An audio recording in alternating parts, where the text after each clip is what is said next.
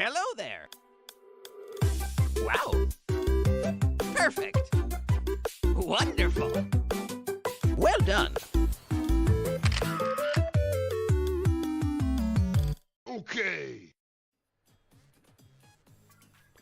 What is up, everybody? Let me double check, make sure everything is functioning properly here. Let me know if the audio is janky at all. I'm doing something new. I have a new hardware configuration for today's stream. Because my one piece of hardware, I have at some point I implemented an HDMI to HDMI plus audio output converter box.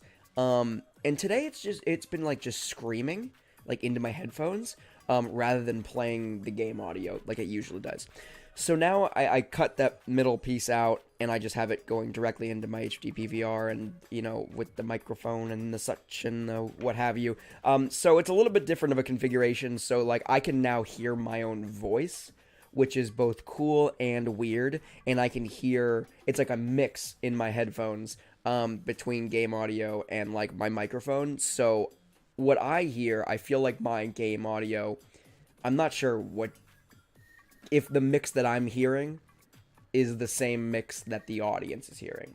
So it's going to take a little while for me to, establish that situation. But anyway, that's neither here nor there. Just let me know at any point, for everybody tuning in, let me know at any point if the game audio is too quiet, too loud. I'm going to bump up the game audio right now a little bit, because I feel like we can handle it.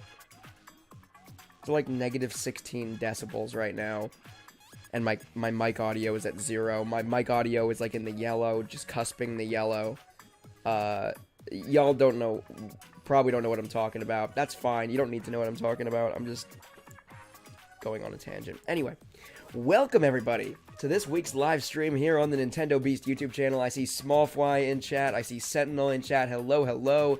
Everybody's saying cheese. I don't know what that means, but that's okay. I don't know what half the things that end up in chat mean, so it's okay. So it is Splatfest. We have I don't know how to describe this Splatfest, quite frankly. The question at hand is, what's your go-to greeting? Handshake, fist bump, or hug? And as you can see, usually I jump in to the live stream and I select my team live on stream. But in order to double check to make sure that my matchmaking lobbies are fine, because last week's stream, playing Mario Strikers Battle League, my bad. The matchmaking wasn't working, and my nat type traversal thing. It was a whole thing with my gateway. If you were there, you know. If you know, you know. If you don't, it doesn't matter. But I had to check to make sure matchmaking was gonna work, and so I had to choose a team. And the team that I chose was Team Fistbump. So Sentinel in live chat says trash is what this Splatfest is. Let's talk about that, because I kind of agree. So I picked Team Fistbump, but let me just say, none of these three apply to me. Physical contact is not something that I strive for in everyday greetings. So I'll break down these things. Let's get into a match. Let's make sure I just played a match just before this stream, so I know I can get into a match. But let me just make sure of that again. So I've played one match during this Splatfest so far, and it was a victory for Team Fistbump. But let's talk about these three teams, shall we? So let me back up here. Let me back up here so we can look at these. Oops, let me climb up here. I know as soon as I get that good camera angle, it's gonna be battle time. So yeah, so we got handshakes, we got fist bumps, and we got hugs. First of all, team hug, really? Who does that? I want names. I want names of people who just see acquaintances on the street and just go in for a hug immediately. That is barbaric. What are you talking about? Nobody does that. Nobody does that. Whatever. Anyway, So for handshakes, there we go, battle time. Handshakes are very formal. I would say when I meet somebody for the first time, generally in like in a work or business related situation, when I meet somebody for the first time, I do shake hands. That is my go-to. I do not fist bump people. Like, I'm not just like, hey, I'm John Jordan. I am owner and founder of, you know, so-and-so, and this is my YouTube channel, blah, blah, blah, blah, blah, fist bump. I certainly don't do hug. So on first greeting, if it's like a formal meeting, or a formal introduction, handshakes for days, right? Beyond that, I can't say that, like, after I shake your hand once, and we're acquainted, I'm never gonna shake your hand again. That's not something that happens. So I can't in good faith just pick handshake as my go-to. Sentinel in live chat says, my go-to is a snap and point with both hands. Awkward, 100% effective, 100. Or awkward, 100%, effective, 100%. So you're talking about, like, finger guns. Is that what you're talking about? I'm getting assaulted right now. You can't touch me. Ha! Oh, they got me. Are we talking like a pew-pew kind of situation? Oh, you're snapping, though. I can't snap. That's a fun fact about me. So I won't even try to mimic that. But is that what we're talking about? Kind of like finger gun situation? That's fair. You know what my go-to greeting is? Now that I really think about it, let's talk about real go-to greetings. Because I don't feel like these three are really anybody's go-to greeting. Like, when I walk into my office and see my coworkers, I almost always go with the John Cena salute. That probably sounds dumb, but I'm being dead serious. Like, I walk in, and I am straight up just like the two-finger salute kind of thing, you know what I mean? Like, hey, how are you doing? You know what I mean? I don't know why. I don't know how it got to that point. I don't know how I became that person, but that's what I do. I swear to God, ask any coworker of mine, and they would say, like, oh, no, that's for sure true. Like, I don't think they put any kind of thought into it when I do it. They're not just like, wow, that's pretty dumb looking or weird, or, like, he's the only person I know that does that. But at the same time, like, if you ask somebody, they'd probably be like, oh, geez, you're right. You know what? Now that I think about it, he does do that every time he walks into work. I feel like I just gotta go full John Cena, though, on that note. Instead of just doing, like, the two-finger salute, I gotta, like, run into my office, too. Just, like, come in and be like, hold up a rally towel, just be like, time to go to work! And then just full sprint and slide into my office chair. I don't know. This is definitely... These are Nickelodeon colors, though. Can we talk about that? This is slime versus orange slime. I don't know. Orange slime? Got him. They killed me, too, but... I killed the Ender Bee.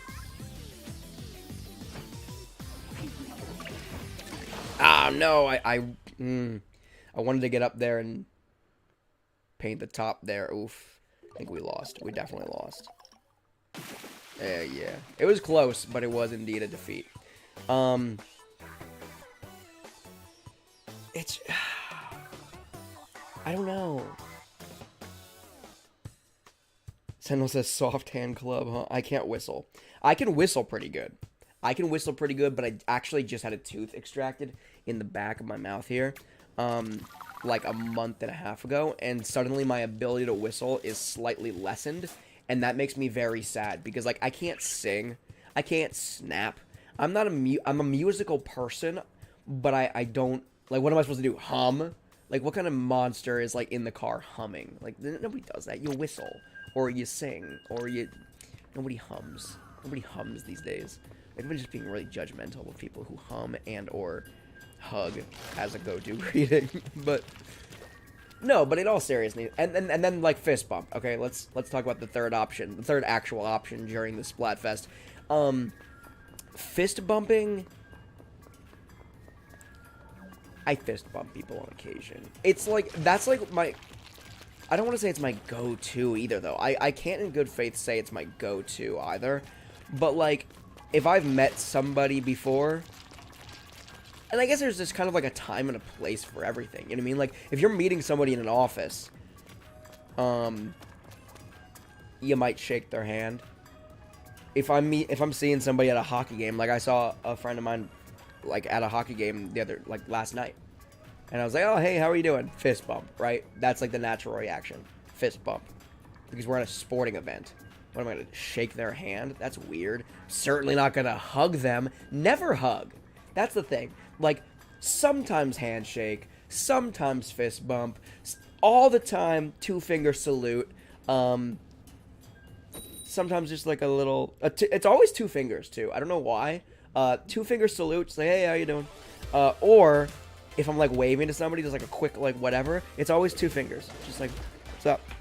I'm not like hi or like a full blown like princess wave or whatever. But I mean, it's always 2 fingers for some reason, and I'm just realizing this now, and I'm not totally sure what the deal is about that. Yeah. But like I was saying, sometimes handshake, sometimes fist bump, never hug. Never hug. Hug is not a greeting, it's a goodbye if anything. A hug is a goodbye for your family and sometimes very close friends who are dealing with some stuff. You know what I mean? Like I'm not gonna hug my friends unless they're really struggling with something and they can really use a hug. You know what I mean? Like that's not something. And maybe that's just me, but, hugs, I think that's the ruling on this one, on this Splatfest. I went with Team Fist Bump, as you know, but I would say, yeah, like, sometimes handshake, sometimes fist bump, never hug. Just weird. Who does that? Who hugs people? Who hugs people? I don't even hug my wife. Just kidding. No, but I mean, as a greeting, no, I don't hug my wife either, actually. It depends, I guess. I guess it depends. Like, I hug my wife, but not as a greeting. I should clarify, if that wasn't made clear. But, I guess, like, if I haven't seen her in a while, it might be a hug. But I'm trying to think of, like, all the different types of interaction I have. Like, I'm thinking of, like, Thanksgiving is coming up, like American Thanksgiving is coming up, and I'm trying to think of, like, how am I gonna greet people, like my family, when I see them on Thanksgiving? And you know what I'm not gonna do? I'm not gonna. I might shake a couple hands, quite frankly. Distant relatives, you shake their hands. That's my kind of thing. And I'm certainly not fist bumping anybody. That's not gonna happen. That's too informal for, family members, I guess.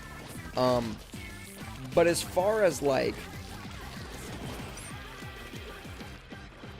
yeah, I'm trying to think. I don't think, no, nobody does that. Nobody hugs when they're, as a greeting.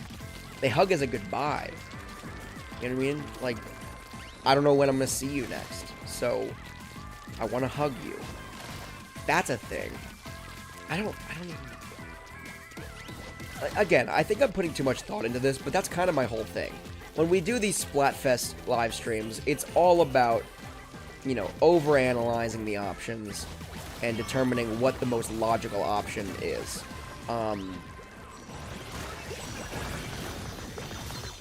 What is this? Get wrecked, son! Get wrecked, son! Sentinel says, handshake is nasty. Oh, Sentinel says also in live chat, are you gonna play with chat today? I mean, turn on chat? Ooh, I don't know. Maybe. Sentinel says handshake is nasty. Everybody has different standards of hygiene. That's true too. And you know what's really garbage? When you have just washed your hands. It's like it's the best case scenario for the other person, but it's also the worst case scenario for the other person. When you've just washed your hands, whether you were just in the bathroom or you were doing something, whatever, and you like wanted to wash your hands were dirty in some capacity. You just washed your hands, right? And then you meet somebody for the first time and you go to shake their hand, and you're just like, oh, my hand is like moist. You know what I mean? Like, realistically, like if somebody shakes I've had people shake my hands. Or my hand with like a moist hand before. And in theory, you should be like, oh, this person just washed their hands. You know what I mean? this is the cleanest their hands are ever going to be. This is the cleanest handshake you're ever going to experience. And yet the second you feel that moisture, you're like, this is disgusting. There is mold growing on this person's hands. This is absolutely grotesque. Don't touch me. Like, why would you even offer to shake my hand with those clammy hands of yours? Like, you know what I mean? Because, like, you don't know. I feel like when you feel, like, moist hands, they're always warm. So, I mean, regardless of if it's sink water and soap, or if it's, like, sweaty, you don't know, but as soon as you feel it, your mind is immediately like, no, this person's sweaty. Get away from me. Like, I don't want to touch your hand. Nasty. So, I agree. Handshakes are kind of gross, quite frankly. Fist bump all day. I mean, fist bump and those cringy elbow bumps, those COVID elbow bumps, we can bring those back, as far as I'm concerned. I am not opposed to elbow bumps. Like, don't touch me. Don't touch me with, like, an unclothed part of your body. I'm not interested. Just miss me with it. I don't want it. And miss me with those hugs, too. That is too much. That is too much touch. There's too much connection. I hug my wife and nobody else. That's not entirely true, but it's relatively true, in fairness. I don't hug many people. Nothing against hugs, dude. Like, hugs are great, but like not forced hugs. We're not looking for hugs that are like obligated. You know what I mean? Like, Thanksgiving hugs. And Sentinel says in live chat, I am Mexican, so for distant family, we gotta do kiss on the cheek. Oof. That's much worse than a hug. How do you feel about that? How do you feel about that greeting? I know a lot of cultures do that, right? And is it like a full-on, like, sloppy jalopy kiss on the cheek? Or are we talking like those air kisses? Like those, like, pretentious air kisses? I'm assuming your family probably... I'm assuming... Maybe this is not an assumption. I'm assuming you're not pretentious. And therefore don't do those, like, air kisses. Those Mean Girls kind of... those, Legally Blonde kind of air kisses. That's messed up. I feel like there are probably actual cultures that use those air kisses, not just like the stereotypical, you know, pretentious people in America.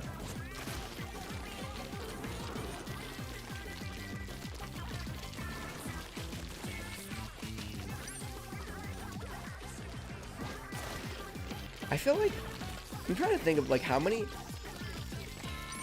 I don't know if there's anybody else in chat right now that could validate this claim. I'm not totally sure Americans really in any capacity, and I guess not American, but like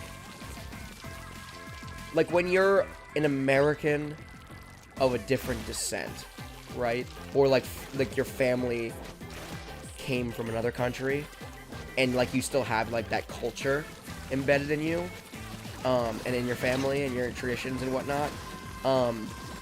Like you were describing the Mexican tradition of kissing on the cheeks, right?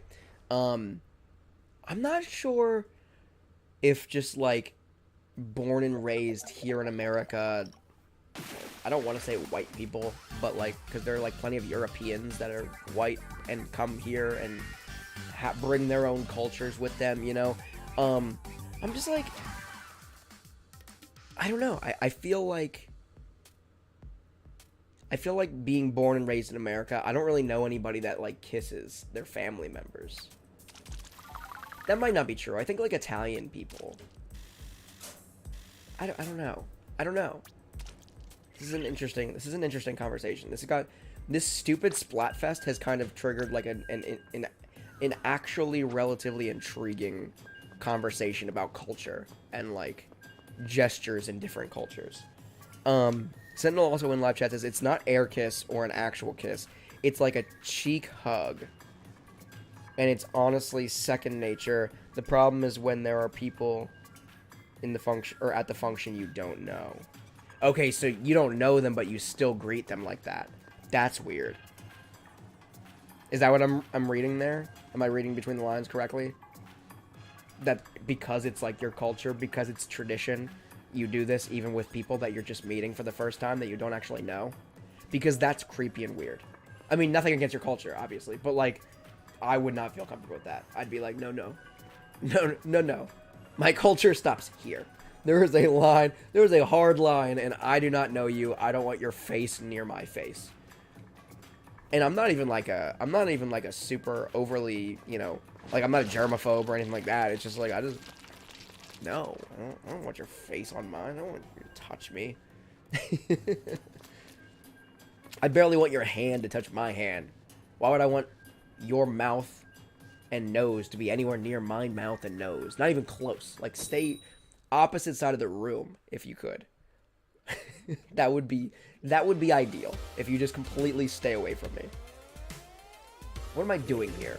Who are these people at my Thanksgiving table? Like, who are y'all? Get out of my way. Get out of my life. Don't touch me. I'm kidding. If I have any family members, I know for a fact I have no family members that watch my streams or my video content, let alone even know that I have a YouTube channel, quite frankly, right? Nobody knows what I do for a living and in my spare time, what little spare time I actually have. So I know for a fact there's nobody watching this, but in the off chance that for some reason a family member of mine is watching this, I am not trying to offend you, okay? I am joking to some extent, but also not, because genuinely I don't like people touching me and in my personal space.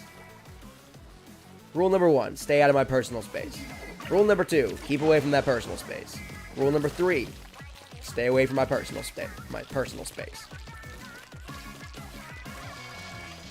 This has been the Personal Space Show. Thank you, Rick and Morty, for that quality reference. They're gonna aim at me, aren't they? I'm gonna get him. I didn't get him. Crap.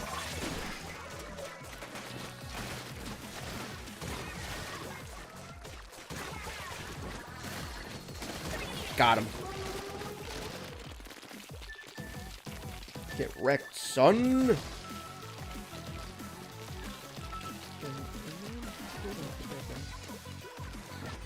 Sentinel says, are you going to create a pool for viewers to join today? Yes. Yes. Sentinel, are you, hold up. Are you Team Fistbump? I gotta know. Or haven't you selected a team yet?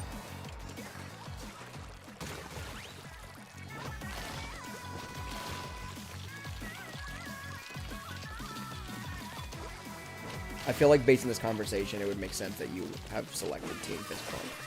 Or at least plan on selecting Team Fistbump. Since Team Cheek Kiss doesn't exist.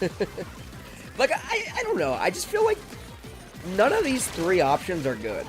None of these are realistic, I don't think. Like, this I feel like this Splatfest should be like, which of these greetings, not as your go-to greeting, because nobody's go-to greeting is any of these things. But, like, I feel like it should be like, which greeting is least cringe?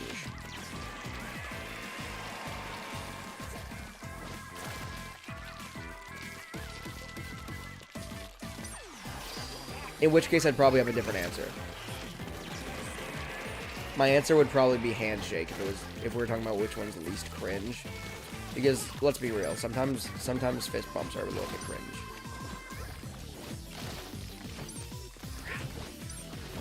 I'm just trying to clean up the mess, man. We lost. I'm pretty confident we lost. Oh, yeah, we lost real good. Honestly, that's closer than I thought it was. It doesn't look like it's that close. Based on the ink distribution.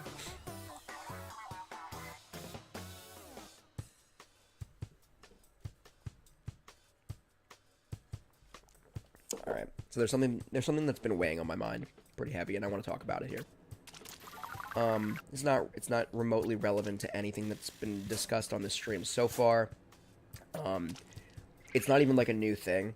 I've just seen it out in public a lot lately, and it needs to stop. Okay. Let me create this pool right now.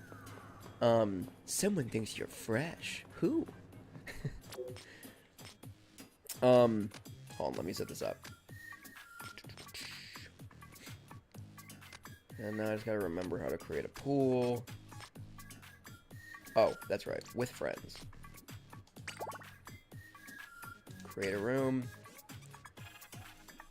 Create a room for Splatfest battle? Yes. No password? Yeah, let's do it.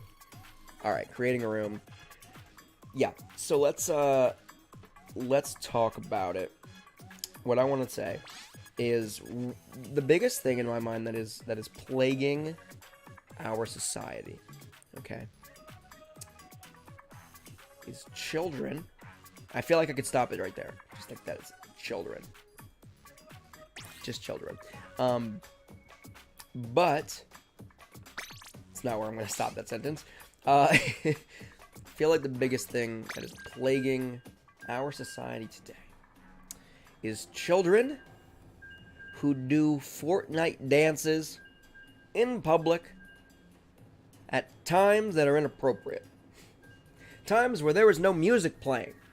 You are standing in a line to get concessions at a hockey game, and you are doing an assortment. Not one, no, not two, not even three, but an assortment of blatantly TikTok/Fortnite dances. Why are you doing that? Why is this a thing? Why is this a thing and maybe this is a hot take. Maybe there are some children that are going to be watching this stream, either as a video on demand, or maybe they're watching it right now, I don't know. But maybe there are going to be people watching this and they're gonna say, you know what, let kids be kids. And I agree, but I don't know. There's something wrong. It feels like they're toting a brand. When they're doing that thing, it's not even like, it's like, oh, they're just having fun. No, they're like it feels like scummy. It feels like they're branding themselves, or they've already been branded. Like they've been brainwashed by big business already. Like, let this 10-year-old go outside or like learn their own dance. Let them create their own language, or their made-up language, or do things. And maybe this is just me being an old man. I mean, like back in my day. And I'm not anti. I'm like super not anti-electronics and video games, obviously. I am all for these things. Digital content creation, all for it. Digital art, digital everything. You know what I mean? Like, I've had my head stuffed in a computer. It'd be hypocritical for me. I've had my head stuffed in a computer since, like, I don't even know how old I was. Like, barely able to read, probably. But you know what I'm talking about. I was very young when I got, or not when I got my first computer, but when I first started using my family computer. The Windows 98, I believe, was installed on that bad boy. So, processing power there. But yeah, so like, I'm not anti-Fortnite. You do you. But like, when I see little kids walking around with Starbucks, like a cup of Starbucks, like why would a 10-year-old need a cup of coffee? But not just a cup of coffee, a super sparkly unicorn venti latte frappuccino with extra foam and whatever else that's viral on TikTok. Like, what is the need for this?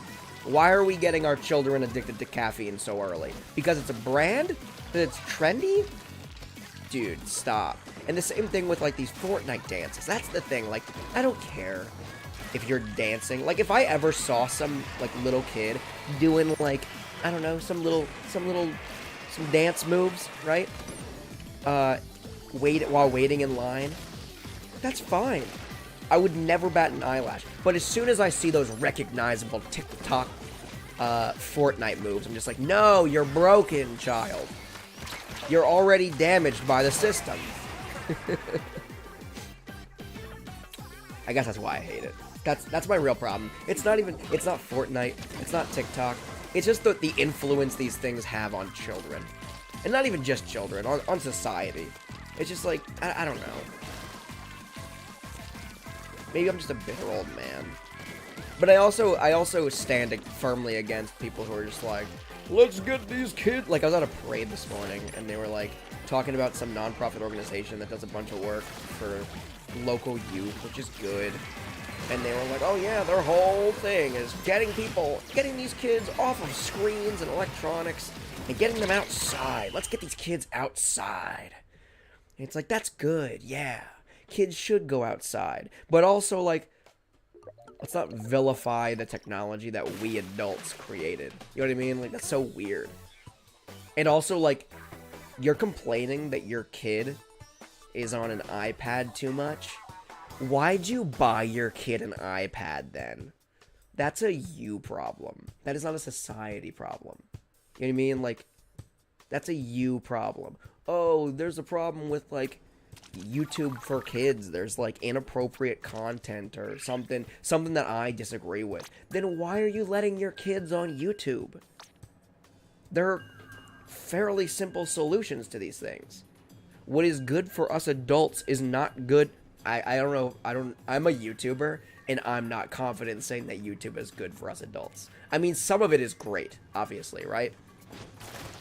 And, like, if you're using it as, like, you know, entertainment. If you're looking for entertainment, like, and you're watching YouTube for that purpose, go for it, right? 100%. If you're looking for information, right? And you're watching a YouTube tutorial, perfect. You're using it correctly, right? These are the proper uses. I think there's a limit to how much you should use it on a daily basis or whatever, but you know what I mean? Like, it's just like YouTube for kids is still just a product. It's still a product that they're trying to make money off of, and it's like, I don't know. It's a whole thing. It's a whole thing. But it just seems like such a simple thing. Like, if you want your kids to get outside, go outside. Like, your kids don't want to go outside because, like, you're probably not actually, like, you might encourage them, like, oh, why don't you go skip stones on the pond? It's like, I'm sorry, grown adult. When was the last time you went outside and skipped stones on a pond?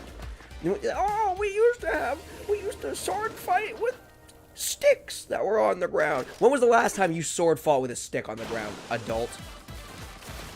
Never? When you were a kid? Yeah, so, like, how is your kid gonna learn how fun that is if you don't do that?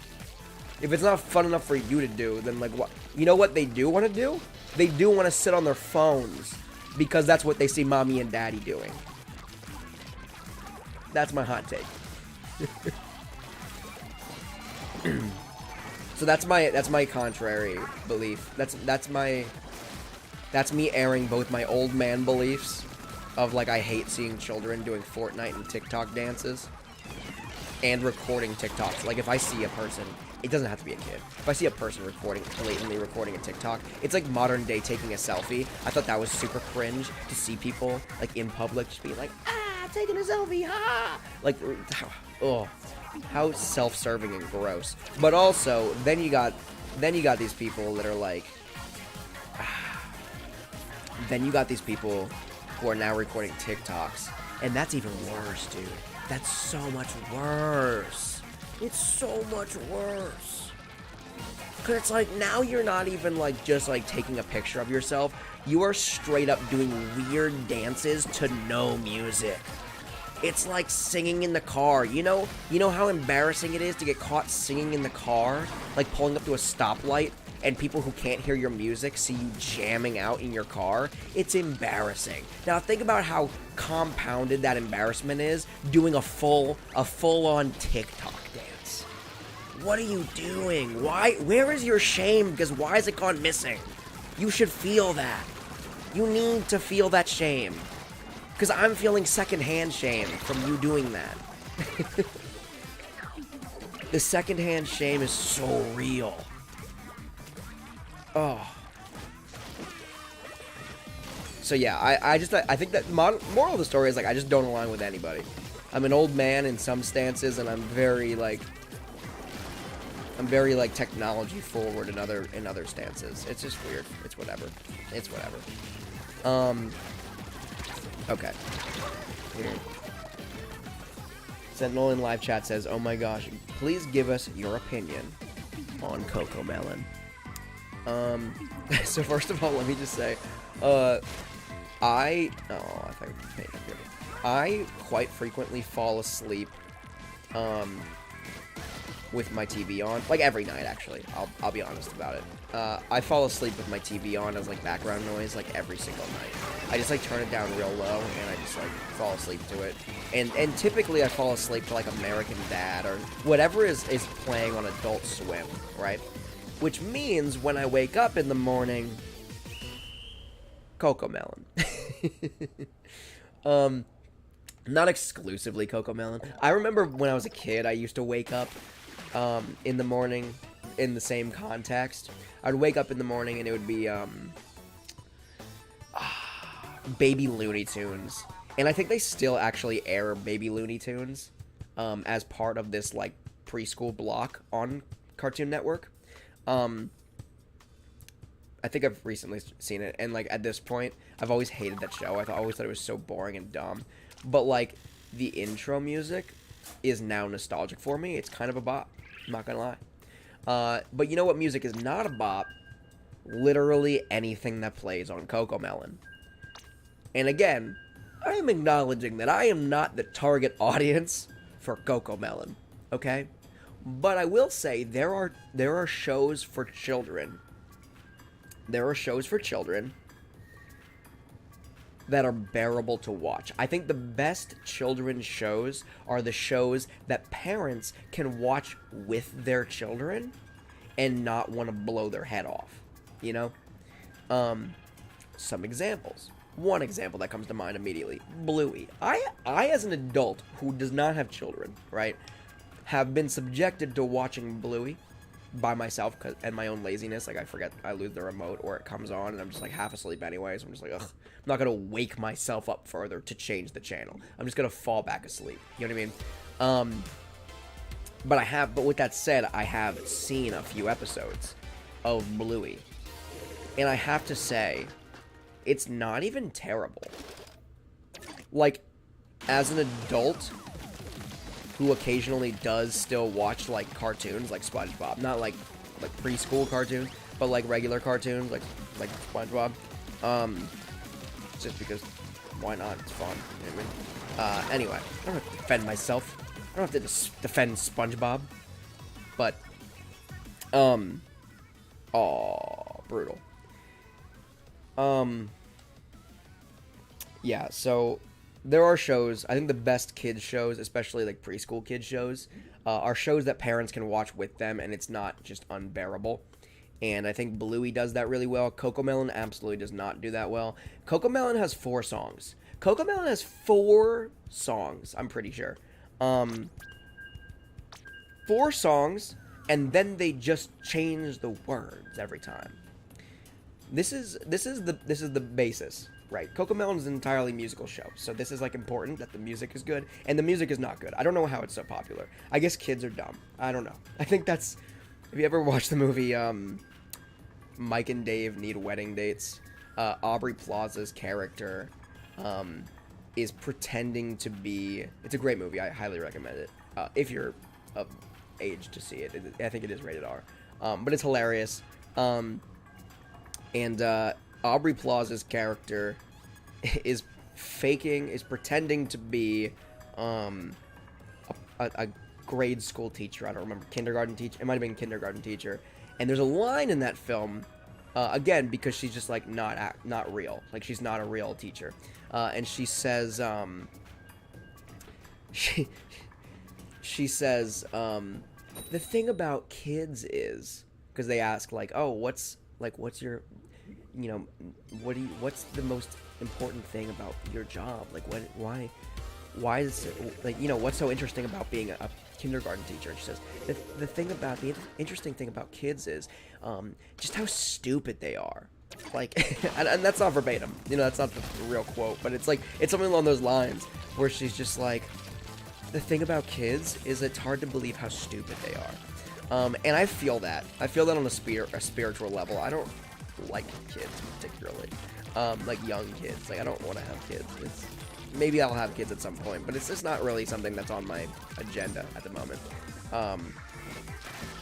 And it gets pushed down further and further down on my agenda every time I go out in public and I hear a screaming child in public or at a restaurant just ruining their parents' lives, and they're just like, ha, parenthood is great, kill me please, the babysitter couldn't work tonight. Avoid that. But yeah, so back to Cocomelon. One of the things that I wanted to note was, like, I have woken up to Cocomelons several times. I'm just like, ugh, this is garbage. I'm just gonna fall back asleep, right? My wife makes it a point. She hates Cocomelon with a burning passion, to the point where, like, now I joke about it. Like, we'll be at Walmart or something, and we'll go through, like, go by the toy aisle, and I'll see Cocomelon toys on, like, the end cap, and just be like, is that what you want for Christmas? Cocomelon toys? And she gets mad at me. She gets mad, like visibly mad at me at Walmart. She will verbally assault me in the toy aisle of Walmart if I mention her love of Cocomelon. But with that said, yeah, no, Cocomelon sucks. Sentinel in live chat says Cocomelon's art style looks like Toy Story 1 took a crap.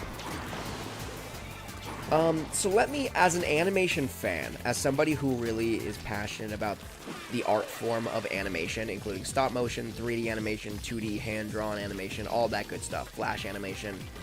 It's not called flash animation anymore, but it used to be called flash animation. Yeah, like, let me just acknowledge and address the fact that I 100% agree with you. Cocomelon is a show that there's no actual, I would wager that there's no real experienced art director on board with that show. I would wager that there are not even 3D modelers involved in that show. I think those characters that they have on that show, those were like preset characters that either came with a software or they were characters that multiple different people designed in different art styles, right? These are things, like, they straight up went on, like, I think there's a website, it's like called, like, Turbo Squid, where you can actually buy 3D models that, like, freelance 3D modelers have created themselves, right? So if you're, like, making a game and you want some kind of map, you could go on a website like Turbo Squid, and you can buy a fully fleshed out 3D map so that you don't actually have to build this map. You can just buy the license for this map and the files for this map and build a game inside this map, right? And the same thing goes for, like, character design. You can literally buy, like, if you need zombies, right, but you can't 3D model a zombie, you can buy a 3D model of a zombie. You could even buy them, like, some of them are already jointed, so to speak, if you know anything about 3D animation. Some of them are already created and rigged in a way where they are ready to be inserted into a game, or they're ready to be inserted and, like, easily animated in a 3D animation software, right? So in my mind, every time I see Cocomelon, that's what I think about. Somebody went on some kind of 3D model marketplace and bought a bunch. Ooh, new subscriber. Hello, thank you, and welcome.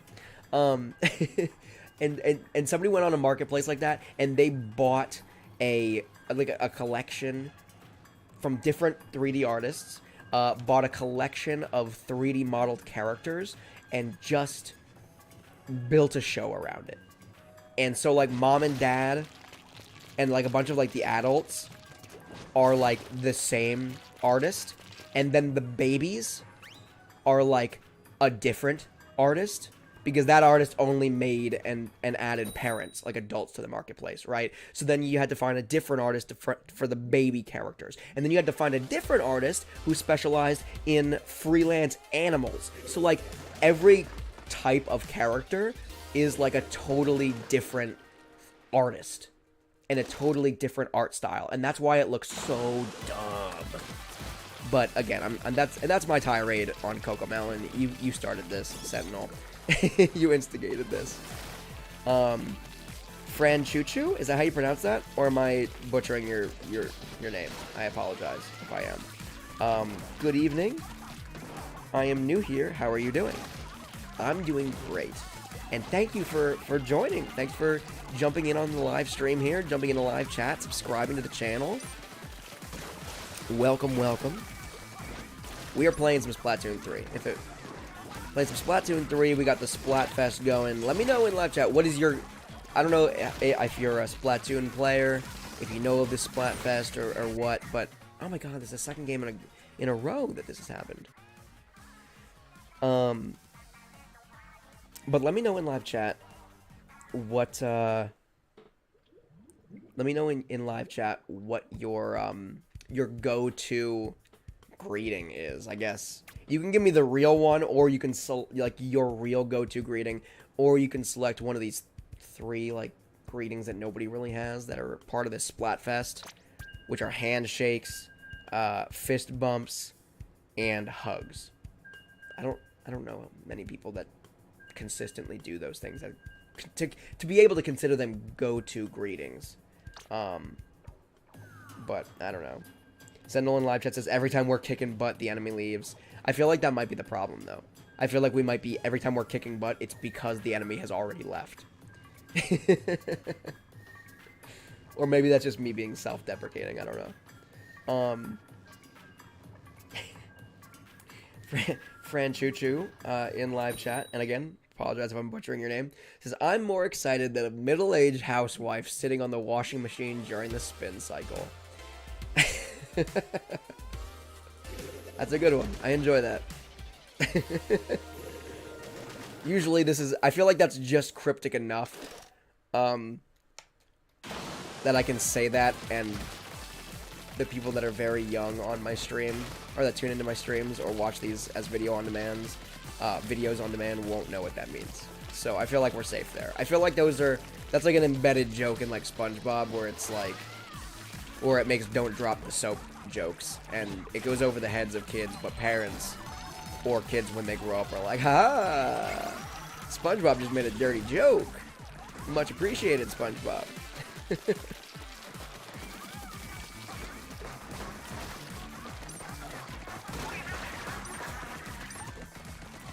Oh boy.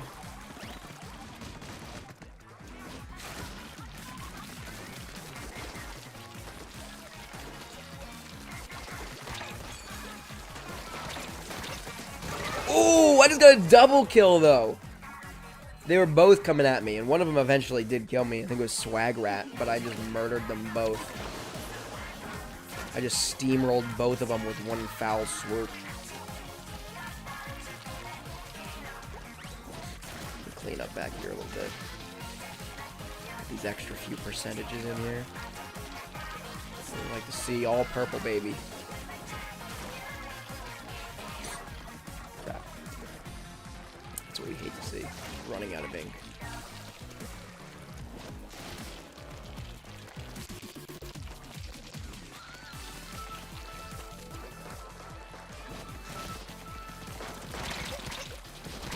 Ah, they got me. I should have started swinging on them before it got to, before they got too far behind, or, back.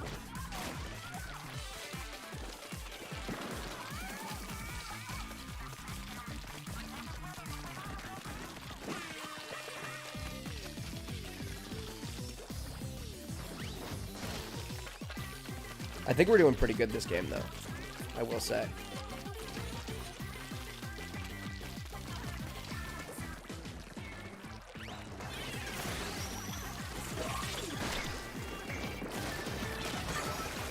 Ooh. Accidentally splattered somebody hidden.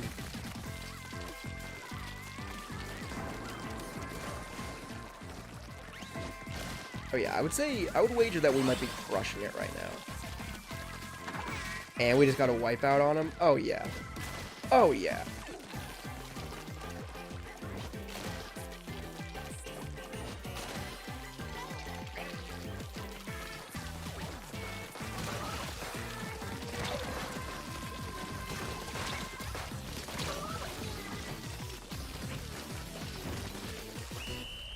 Boom, baby.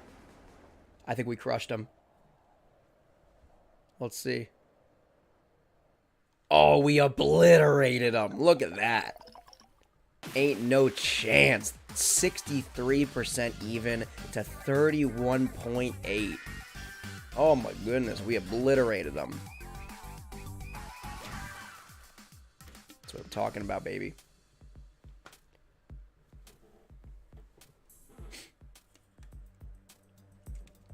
#1 overall splatter. Ability unlocked.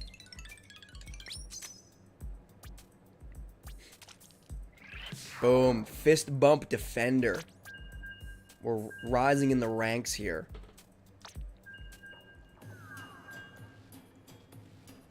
It said I was the #1 splatter, but it also said that I was the bottom of the list. So seems like the #4 splatter to me, but whatever.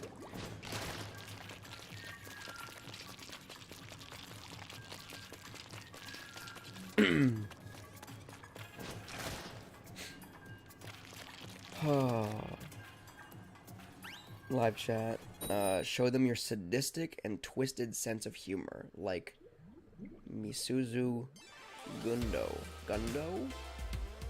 That name sounds familiar, but I also don't know who that is. I'm assuming...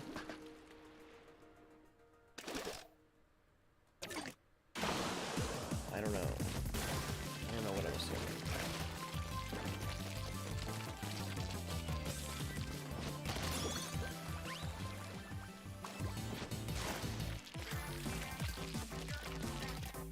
Oh my god, here we go again. Sandal says, which track from the 2 new DLC cups are you most excited for? Personally, Rainbow Road Wii was my favorite of the 2. I have not gotten a chance to really deep dive into the new tracks. Although, hold up, let me pull them up so I can actually reference them. I know the answer. I do have an answer that I'm confident about. Let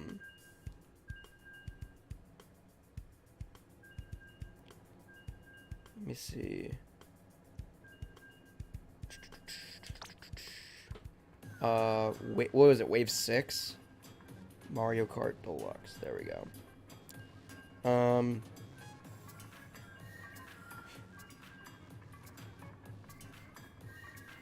I want to list like names because I forget what I can picture it and I can literally hum the theme song, but I can't tell you for the life of me.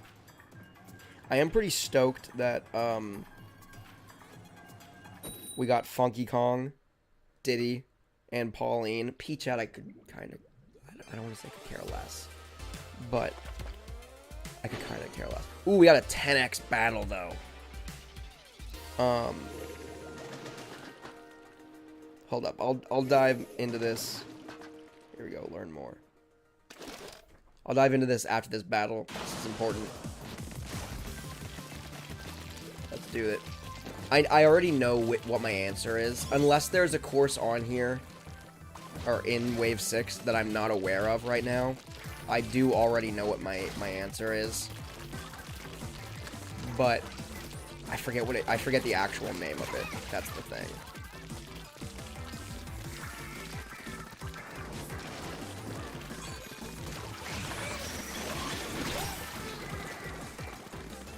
What a load of barnacles. This is a load of barnacles.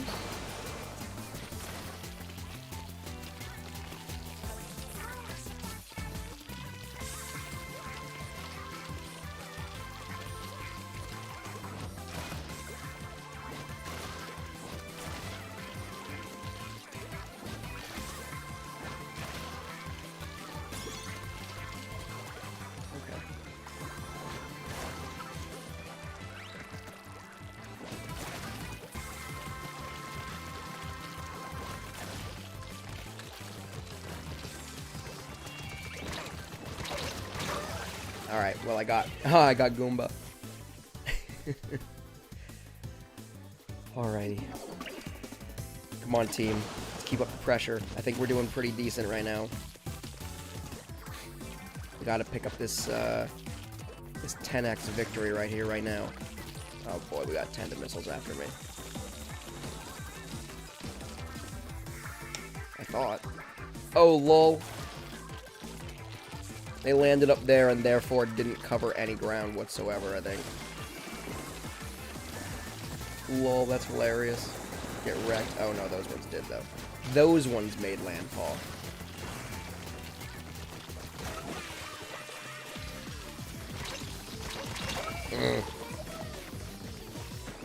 Nick. Nickelodeon.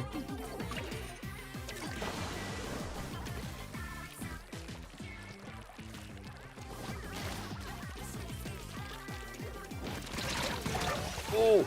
I feel some sort of way about that. I don't think that should have been... I think I killed that person. I think Biker Babe died, and I don't think it's fair that I also died.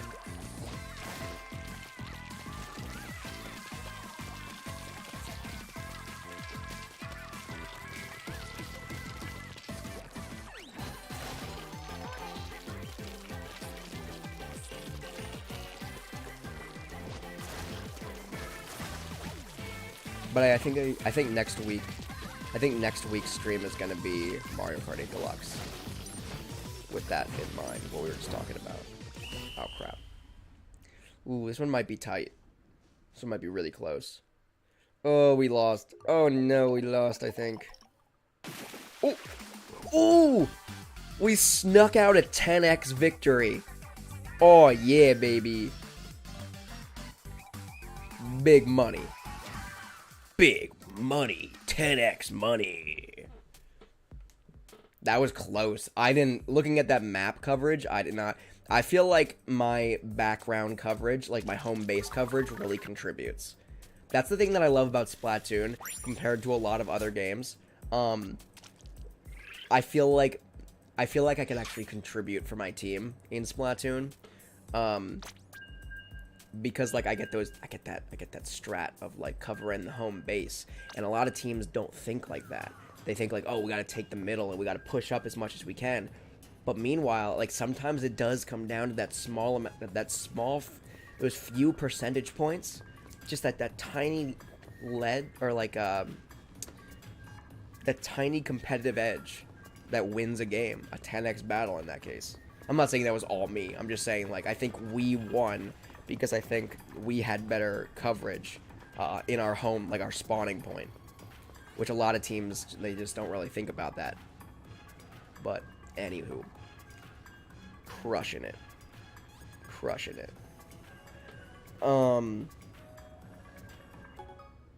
Multiplayer maps and modes have been updated. Oh yeah, it is 5 o'clock, isn't it?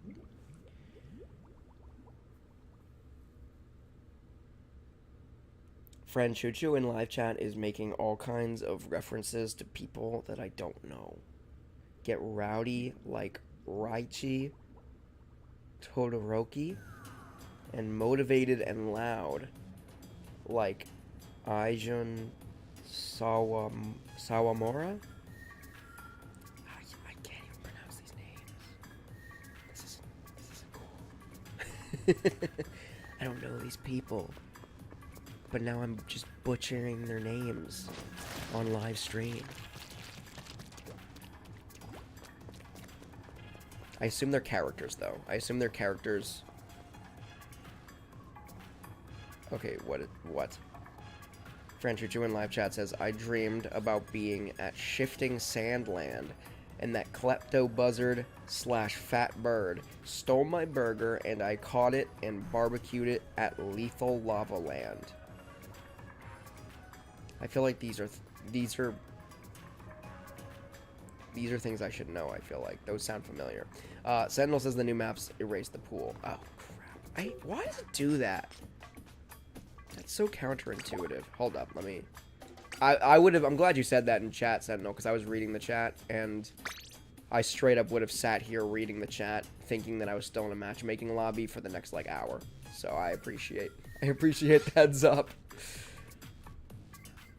Alright, so I rejoined, or recreated the group here.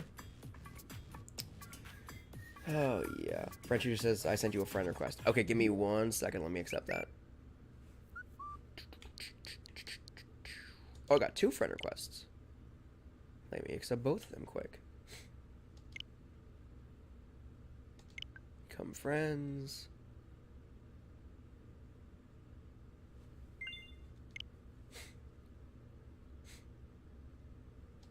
Oh, this one was from October 14th. Whoops.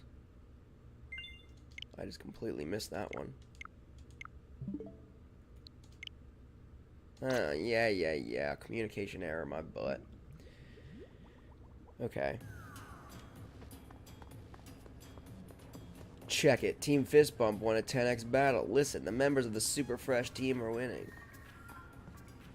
Oh, yeah. I saw my name for a split second there.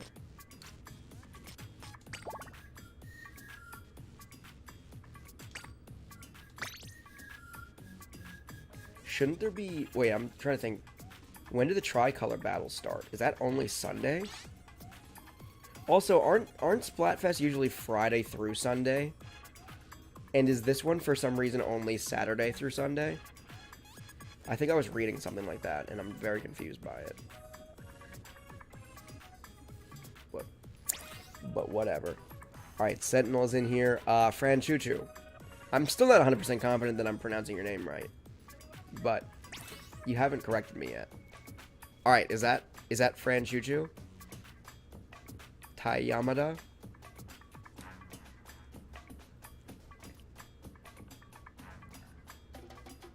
Okay, that's you. Okay, cool. Sentinel says this one began at exactly Friday, 6:03 p.m. Central. Okay, so it did start yesterday.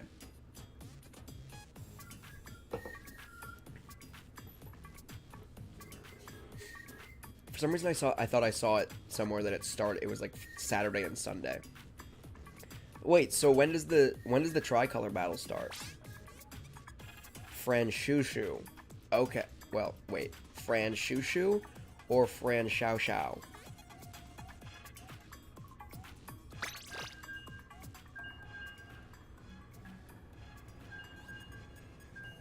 Now we wait. Alright, so we got a whole stream squad. If we can get one more person... Okay, Shushu. Alright, so it's Fran Shushu. Okay, I can handle that. But I feel like if we can get one more person to join this stream and then join Team Fistbump, we can have a legitimate full 4-person stream dream team, and that would be pretty dope. Because right now we got 3 out of 4. We just need one rando from the internet to join our team to be complete. Sentinel says, the way our team's color is like... What is it? Hold on. I'm sorry. YouTube chat, for whatever reason, put a heart over... Oh, what the heck? Our team's color is like skin paste. Skin paste? Bleh, took the fist and fist bump literally. Can you elaborate on what skin paste is? Because that sounds grotesque. What is skin paste? Oh, I splatted I Kiss Men. I'm confused why that needs to be a username.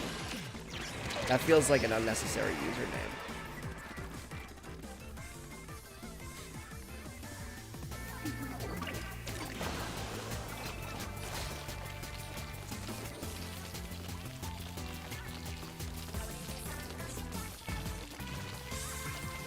Like I feel like I Kiss Men is straight up some like 8-year-old somewhere.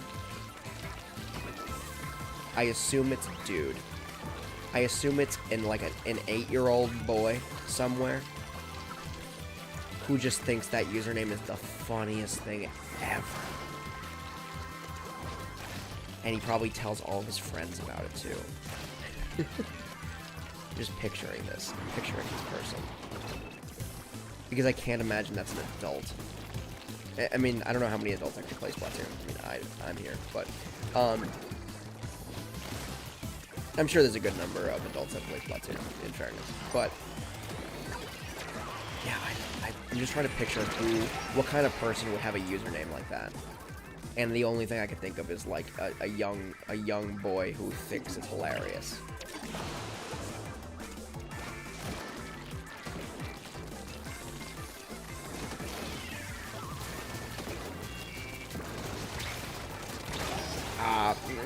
Malarkey, okay? I call malarkey on that one.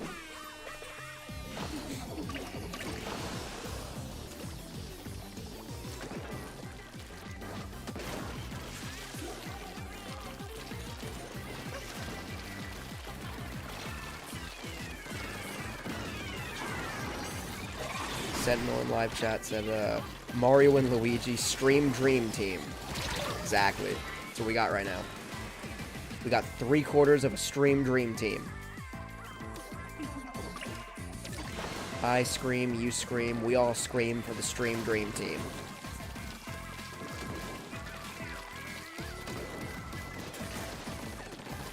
No! No! Oh, good. Good, they died. Not by my hand, but somebody killed them. That's all that matters. Doesn't matter how they die, as long as they die. Oh, it was I Kiss Men again.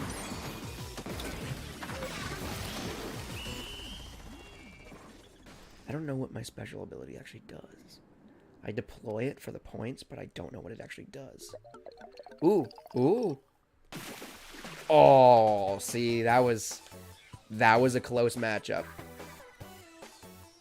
That was a hard-fought battle from start to finish. I accept that defeat as an honorable one. 'Twas not a blowout. And that's all that matters. Alrighty.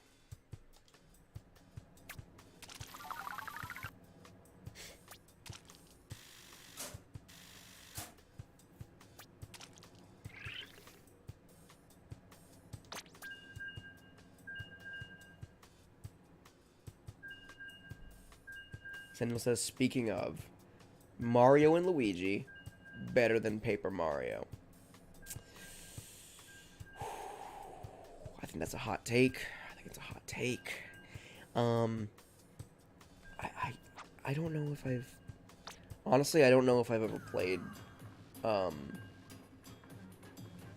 Mario and Luigi game in its entirety. I'm trying to think.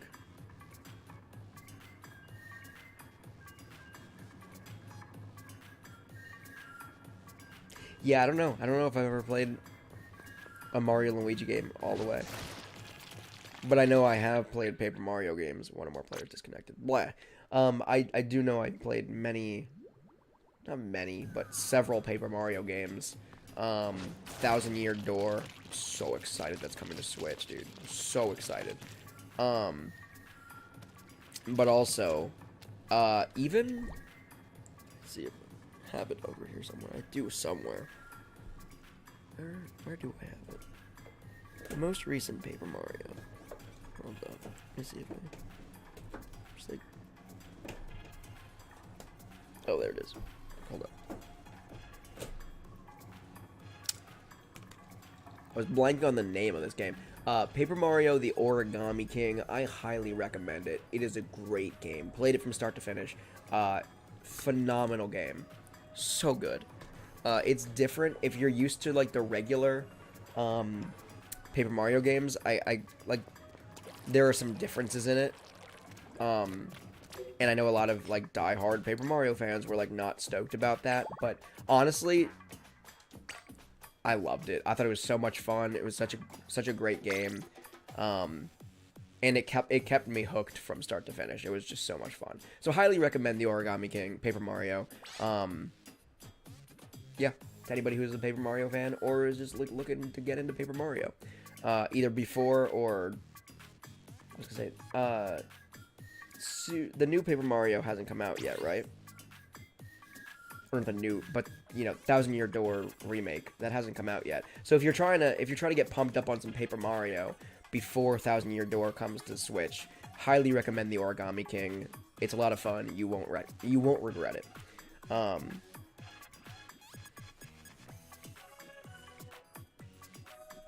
Okay, so Sentinel in live chat. So I think we can both agree the true stars of both those series are the insanely hilarious NPC toads. True. I think we can agree on that. But Sentinel also says, what, John? What? I don't hate Origami King. I actually want to love it, but I can't for the life of me get past the water elemental boss. So, I'll admit that when I was playing through the Origami King, I was doing so... I think I was actually doing it live on streams a lot of the time. And so there were some bosses that I was stumped on. But then the viewers in my live stream actually helped me out and like told me, you know, gave me some tips and tricks on how to beat different bosses. I'm trying to remember the water elemental boss that you're talking about. I don't think I found any of the bosses to be too ridiculously difficult, but there were definitely some that took me a couple of tries to beat. And the water elemental boss very well could have been one of those. I'm trying to think. Let me get my phone out again so I can Google this and see. Hold up. Oh, I still have to talk about that Mario Kart track too. Hold on. Origami King. Water. Oh, the water Velumental. Okay, so it was like the water dragon. I'm trying to remember how to beat that thing.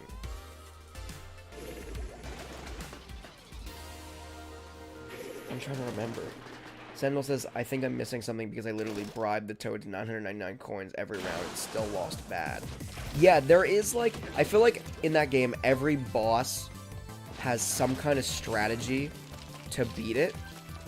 And once you figure that strategy out, it becomes possible.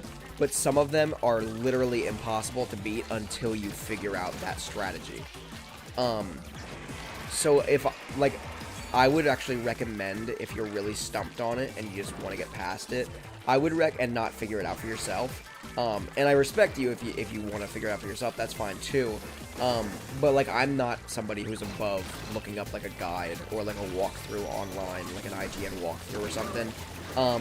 Because if I'm stumped, like really stumped on a part of a game, it means I'm probably not having any fun anymore. You know what I mean? Like, I'm probably stumped to the point where it's like, I'm about ready to put the controller down for good because like I can't beat it, like, and not being stuck on the same place for too long is not fun in a game. So I would recommend checking out like a walkthrough, or even like you can feel free to watch my full Let's Play series. I have a full Let's Play series of the game on here, and you can see how. Not only can you see how I eventually beat it, but you can also see how long it took me to beat it, because I don't remember off the top of my head how long it took me to beat that one. Crap. I'm getting snuffed out.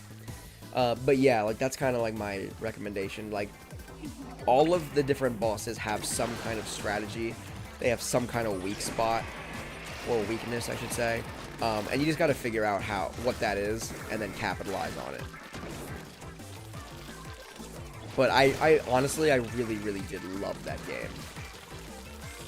I'm trying to remember, like, it's been so long since I played that. I played that when it first came out, and I think I beat it in relatively short order, compared to, like, a lot of the games I play on my channel, and then, like, it takes me, like, 2 years to beat, like, a 20-hour game. Like, I don't even know how long it took me to beat Breath of the Wild on the channel. Like, I started Breath of the Wild, a new campaign, on Breath of the Wild. I think that was one of the one of the games I started a Let's Play on, like, very early after rejoining the channel in 2020. And I think I literally just beat Breath of the Wild maybe 3 weeks tops before Tears of the Kingdom released. And now I'm playing Tears of the Kingdom, and I'm maybe 20% through that game. Maybe. That'll be another, like, 3-year endeavor, probably. But I'm having fun with it. I love it, so it's whatever. there are parts of there are parts of Breath of the Wild that I wasn't a fan of, but overall I like Tears of the Kingdom much better, even though it's very similar, but it's a little bit more polished, and I think I'm personally more experienced. It's very much like Breath of the Wild with upgrades, I feel like. So naturally, after just completing Breath of the Wild and learning the ropes, I feel more equipped and prepared for Tears of the Kingdom, and that might be why I'm enjoying it more as well. Among other things, like it's always fun to build stupid machines out of the, Zonite, whatever.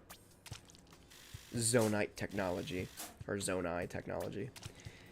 Anyway, Fistbump Defender, we are slowly creeping towards a level up, but we keep losing matches, so we're not going to get there anywhere quick, like that.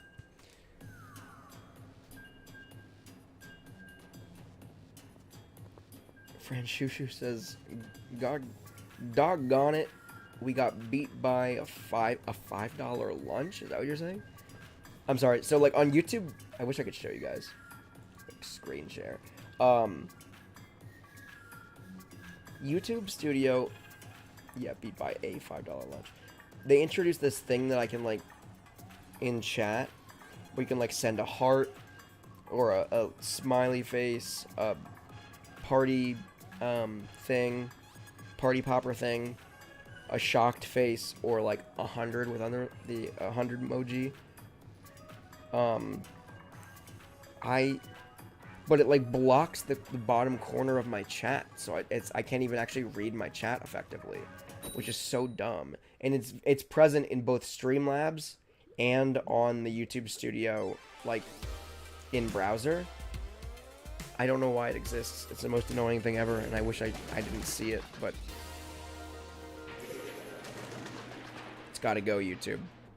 Get it together.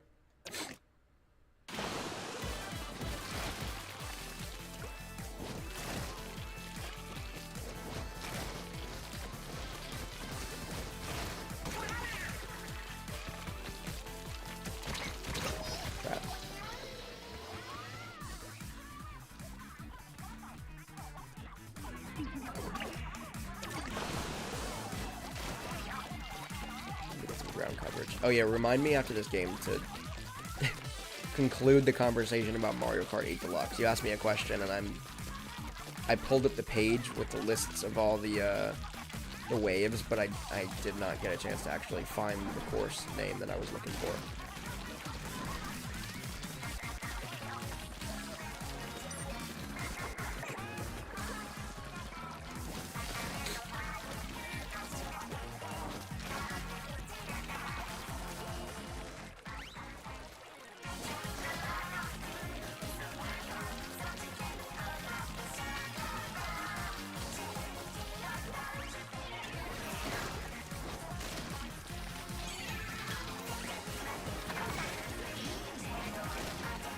Also, somebody wants to let me know what that power-up right there does.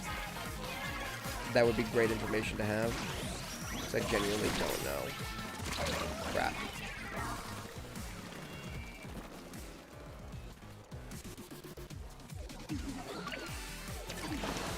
I forgot you could bribe toads in Origami King, though.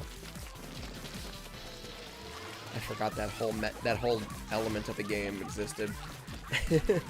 To make boss fights easier.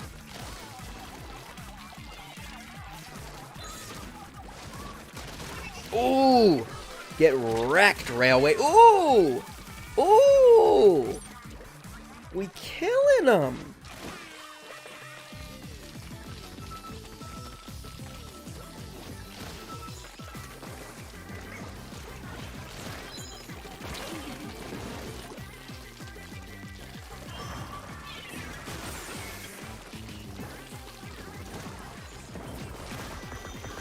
Oh, crap.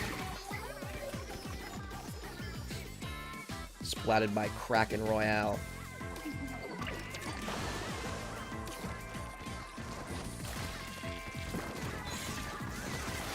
No. Stupid stamp. Wipe out. Oof. Yeah, they're stomping us. We're dead. We lost. I'm not going to give up for these last 13 seconds, but we definitely lost.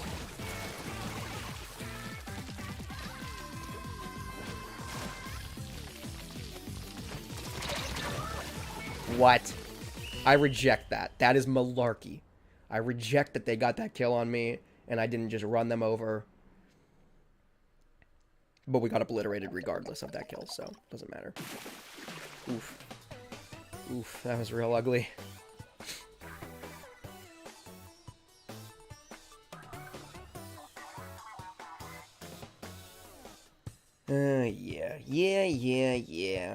Yeah, whatever.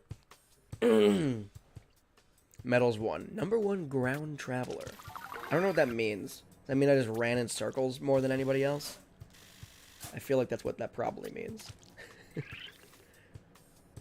We're so close and yet so far away from the next rank. I want to, before signing off the stream for today, I do want to hit my next level up rank in this Splatfest. I want to get past Fistbump Defender.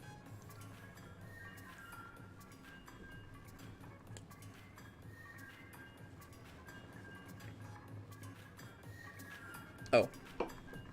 Mario Kart. Hold up.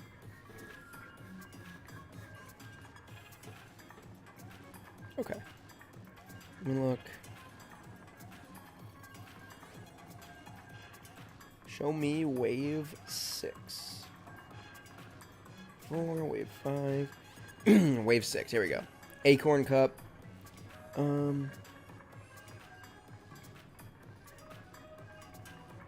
Okay. That's the one. Hold up, though.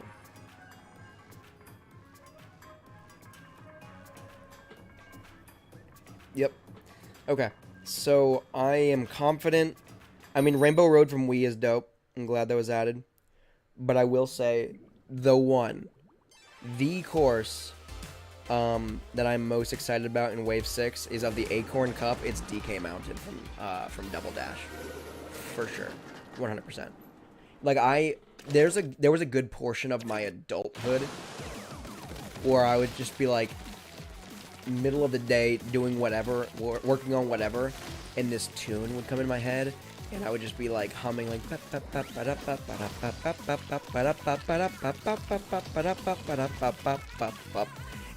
I would be doing this in my head, or I'd be humming or whistling and whatever, and then I'd like catch myself doing it. I was always just like, I wonder what is that? Like what am I humming right now? I'm so confused. I never put a lot of thought into it, but I was like, that's something from somewhere. I just don't remember what it is. And then one day I was like, wait a second. Mario Kart Double Dash. Wait a second. DK Mountain. Wait a second. And then I Googled the song or the soundtrack from that course, and that's what it was. It was just ingrained in my brain from my childhood. And so, and I don't know why or how it continued on like this.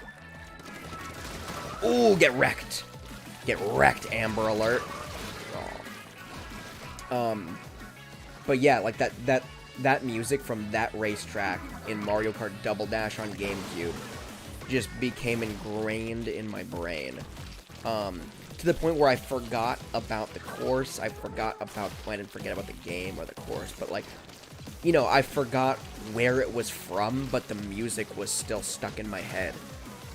Like, it wasn't like, oh man, I got this earworm in my head. Like, it was from, you know, I heard it on the radio today. It was like, this is like a distant childhood memory that is just resurfacing when I'm stressed or when I'm like, you know, just working on something and I like trying to focus on something. I'm just like, oh yeah, Mario Kart. Mario Kart Double Dash just comes to mind. Just at my core. At the core of my nostalgic brain, Mario Kart Double Dash, the soundtrack comes through.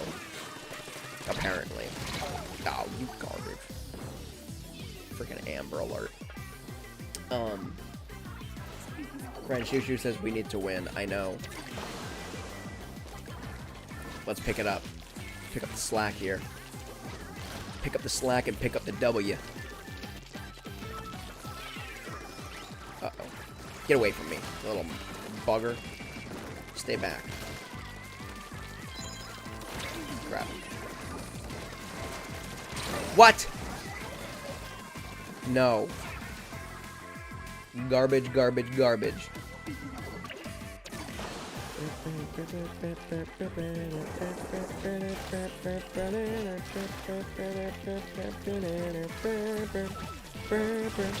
You... I feel like everybody's roller has better range than mine. And I know that's just me being petty, and it's not possibly true, but it's still... It feels like it. It feels like it's true. We did not win. We got blown out. Absolutely obliterated again.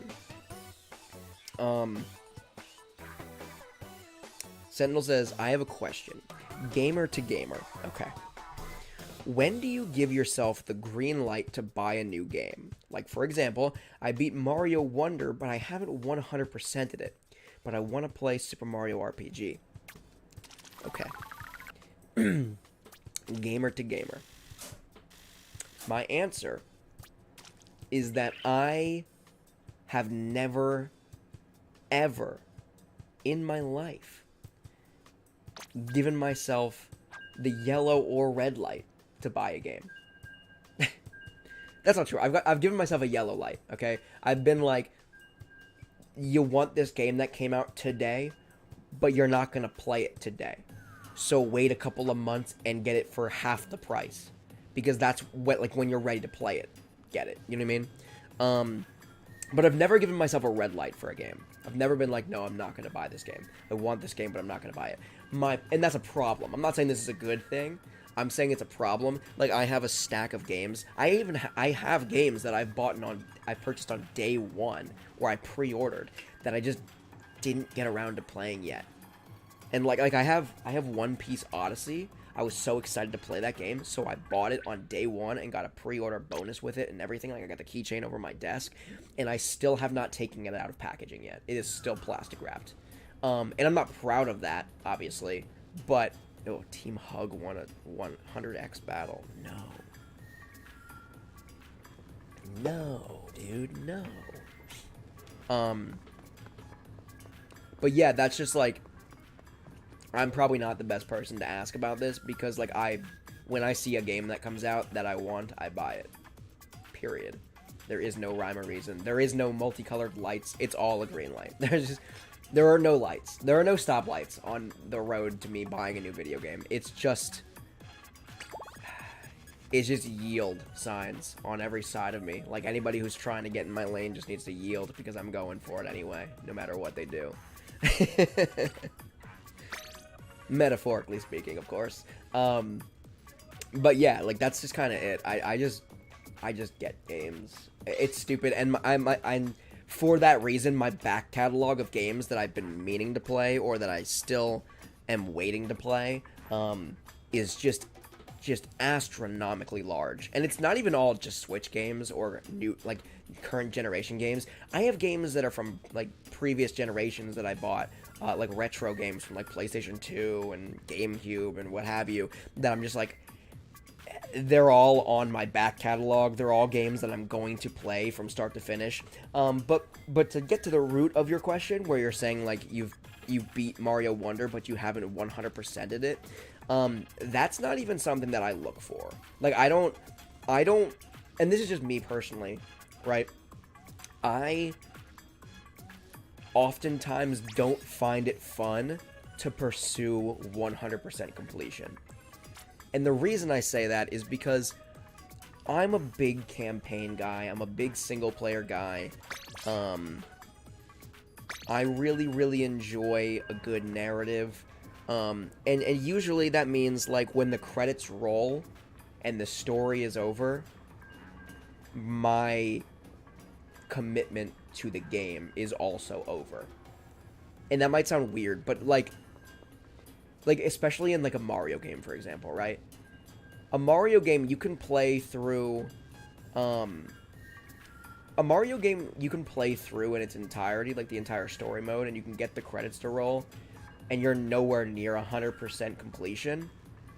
But then after the credits roll, and it's time for post-game, if you're striving for 100% completion, a lot of the times, especially in Mario games, it just gets really grindy, and, like, games that are too grindy, people acknowledge how annoying that is. Like, that's not a good thing. it's not a fun thing if a game is too grindy. Like, look at Pokemon Legends Arceus. The game is phenomenal, but the biggest critique of that game is that it is too grindy, right? So, when you get to a point where it's like, the main story, the main progression is over, now in order to reach 100%, if you're at like 95% completion or whatever, and you want to hit 100%, that extra 5% is just pure grinding for hours. There's just no interest. I have zero interest in that kind of gameplay. So for me, like, in my mind, like, that game is beat. That game is done. I've experienced all that the core of the game has to offer, and I'm just, like, not a completionist in the sense that I feel like I need to go for 100% all the time. There are some games that are like, oh no, like, to get 100%, it's worthwhile because it unlocks something, or it's just, like, it's still fun. Like, Pokemon Legends Arceus, for example, it's very grindy. Just to beat the regular game. But, like, there's still story, there's still narrative, there's still, you know, character arcs that are happening in the post-game content, which is why I'll probably continue to revisit that game, because it's like, yes, the credits have rolled, right, and the main story is over, the main game is over, but there's still a story to be told that is incomplete until you know, not until you hit 100%, but that, like, kind of guides you along the path to reaching 100% completion. So that's a different kind of game. Sendel says in live chat, hopefully we end this stream on a dub. I agree. Yeah, we got to keep pushing forward on this. And then also says when the credits roll. That's a good parameter. Thanks, TNB. Yeah, I mean that's just kind of my thing. Like, when the credits roll, that is the developer telling you that the game is over. You know what I mean? Like, that is the end of the story. That is the end of the single-player campaign. That is the end. You know, that's the end. Of course, you have Animal Crossing and games like that where it's open-ended, right? So, like, the KK Slider concert is not the end of the game, so to speak. You know what I mean? But that's when the credits roll. So that's a different kind of situation, I would say. But yeah, I'm also somebody who is like, I don't really encourage people to only play one game. Like, I'm constantly playing a bunch of games at a single time. And I don't necessarily encourage that either, because I feel like you do lose some of the it's hard to really remain captivated or completely engulfed in a story and in character development when you're bouncing between stories and between characters. Playing too many games at the same time. But with that said, I'm also somebody who's not going to be like, oh yeah, no, like, if you're playing Tears of the Kingdom, you have to only be playing Tears of the Kingdom.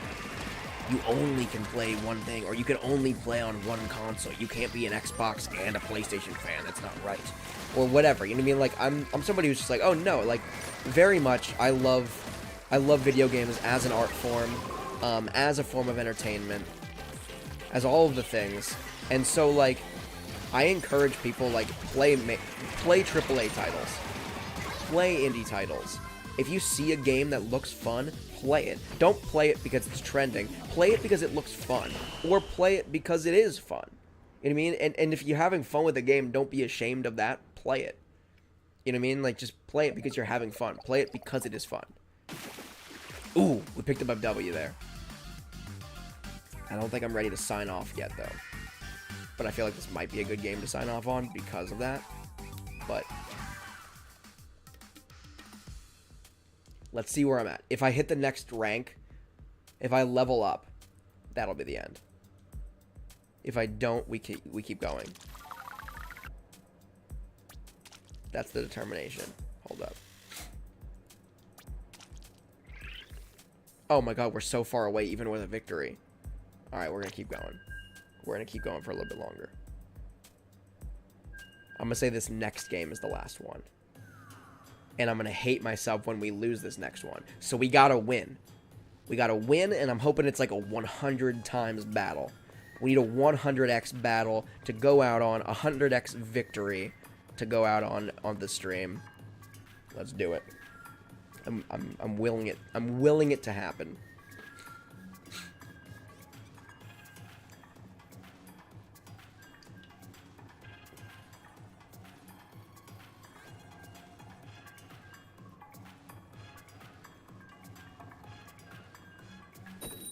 And also, for the record, I feel like I misspoke earlier. When I say I enjoy and appreciate games as an art form, I do mean like the development of games, like the design. There's like an artistry to the development and the design of games. Oof, Team Hug is on a 2-game win streak. Let's shatter that, shall we? Let's shatter that and go out on a 2-game win streak.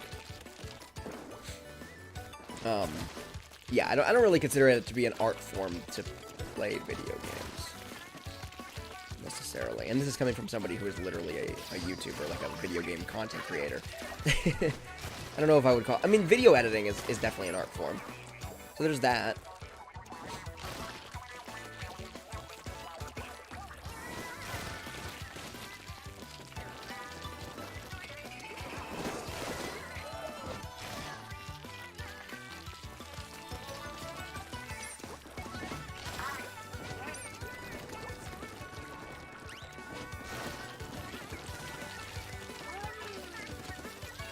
Sentinel says, see, like, 100% Mario Odyssey was so fun, but 100% Pikmin and all its badges, it's a no for me. Yeah, see, and that's the thing.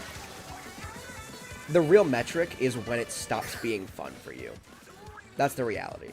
It doesn't necessarily need to be when the credits roll. If there's a bunch of post-credit content or post-game content that's fun to you, like if you had a lot of fun with a game, like Mario Odyssey, for example, and you want to keep going, like you're driven to keep going because it was so much fun, and then you start the post-game content and it's more fun, then like keep playing. There's nothing stopping you. Like definitely keep playing. Doesn't necessarily hold you back from starting a new game while you jump back into that, you know, working on 100% completion or whatever.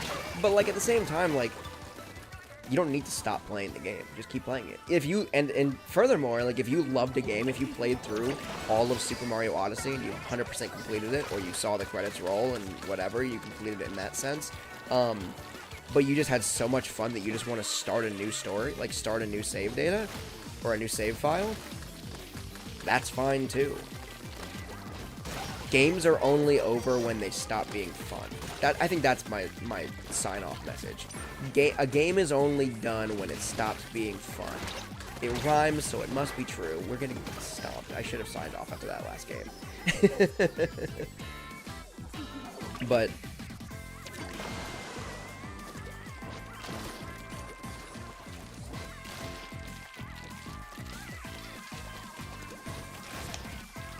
I'm actively playing Pikmin 4 though, and I'm like 99% on all of the courses so far, or all of the exploration areas, and that's just the most annoying thing ever. It pisses me off that they don't just...